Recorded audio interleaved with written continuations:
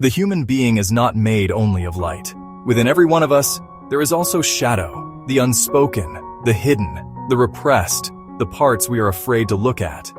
Most people spend their lives trying to run from this shadow, disguising it, pretending it doesn't exist, burying it under polite words and carefully crafted appearances. But in the path of the Aghori, there is no running away. The shadow is not an enemy to be defeated. It is a teacher to be embraced. What the world calls darkness, the Aghori sees as a doorway to wholeness. The Aghori tradition of Sanatana Dharma is radical because it refuses to accept the division that most humans live by. The division of pure and impure, good and evil, sacred and profane. For the Aghori, everything is Brahman, everything is Shiva. If the divine pervades all of creation, then how can any part of existence be rejected? The same applies to the self. If the soul is divine, then even our anger, our lust, our jealousy, our grief, and our fear are also part of that divinity. The shadow within us is not to be denied, but to be integrated. When we deny the shadow, it does not disappear. It grows stronger in the unconscious, waiting for the moment to erupt. You may see a gentle person suddenly explode with rage, or a spiritual seeker secretly collapse into temptation, or a leader outwardly noble but inwardly corrupt. This is the cost of denying the shadow. It becomes like an untamed animal, lurking in the dark corners of the psyche, attacking when least expected. The Aghori does not make this mistake. He goes directly to the shadow, sits with it, befriends it, and learns its language. Think about the cremation grounds where the Aghori meditate. The ordinary mind sees only fear, decay, and death there. But the Aghori chooses that very place, because it confronts him with the reality of impermanence, with the parts of life that society hides away. In the same way, the Aghori meditates not just on light but on shadow, not just on birth but on death, not just on beauty but on decay. He accepts the totality, and by doing so, he transcends fear. The shadow within us contains our rejected desires, our suppressed emotions, our unacknowledged wounds. But these are not evil in themselves. Anger, when understood, becomes courage. Lust, when refined, becomes creative energy. Grief, when embraced, becomes compassion.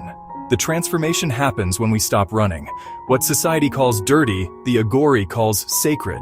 What society calls dangerous, the Aghori calls powerful. By embracing the shadow, its raw energy is alchemized into wisdom. Psychology today also speaks of the shadow. Carl Jung, one of the great thinkers of the modern world, said that a person does not become enlightened by imagining figures of light, but by making the darkness conscious. The Aghori has been practicing this truth for centuries, long before psychology gave it a name. The cremation ground is simply a mirror of the cremation ground within. Just as the body will one day turn to ash, so too must we burn away our illusions and face the truth of our inner shadow. Why do people fear the shadow? Because they believe that to admit their darkness is to lose their goodness. They think that if they allow themselves to feel hatred, they will become hateful. If they allow lust, they will be consumed by it. If they acknowledge jealousy, they will be diminished. But suppression only strengthens the shadow. The Aghori teaches that the true danger is not in feeling these emotions, but in denying them. When we deny, we become split, fractured. We wear masks to hide our darkness, and in doing so, we lose our authenticity. Imagine a river. If you dam it, the water does not disappear. It gathers force, becomes turbulent, and eventually breaks free in destructive floods. But if you allow the river to flow, it nourishes the land and brings life. The shadow is like that. When allowed to flow through awareness, it becomes strength. When blocked, it becomes destructive. The Aghori path is about removing the dam and letting the river of the self flow in its totality. This is why Aghoris perform rituals that shock society. Eating what is forbidden, meditating among ashes, embracing what others call unholy. It is not about indulgence or madness. It is about tearing down the illusion of separation. When you can eat from a skull, you realize that the human form is nothing more than clay. When you can sit with the corpse, you realize that death is not the enemy. When you can look at your own darkest emotions without fear, you realize they too are part of the same divine play. The shadow is not only individual, it is collective. Entire societies have shadows. We hide away our elderly, we refuse to speak of death, we stigmatize sexuality, we cover up mental illness, we avoid grief, we worship success while secretly resenting failure. These cultural shadows influence our personal shadows. The work of embracing the shadow is not just personal healing, but also healing the collective unconscious. Every time you face your own darkness without judgment, you also liberate a piece of the human collective. How then can one begin this path? The first step is awareness, to notice your reactions without judgment. When jealousy arises, can you observe it instead of suppressing it? When anger comes, can you feel its heat without immediately acting on it or denying it? Awareness is the fire that purifies the shadow. It does not mean indulging every impulse, nor does it mean repressing them. It means holding them in consciousness, allowing them to reveal their truth. The second step is acceptance. This is difficult because it requires humility. To accept that you are not only light but also darkness is to break the illusion of perfection. Yet perfection has never been the goal in Sanatana Dharma. Wholeness is the goal. To be whole is to include everything. The Aghori sits in acceptance of what is, without shame. In that acceptance, he discovers freedom. The third step is integration. This is where the shadow's raw energy becomes transformed. The Aghori does not remain in hatred, but transforms it into courage. He does not remain in lust, but channels it into devotion. He does not remain in fear, but uses it as a portal to surrender.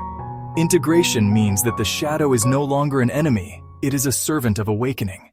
Ultimately, the Aghori way is a reminder that liberation does not lie in running away from darkness, but in walking straight into it with the flame of awareness.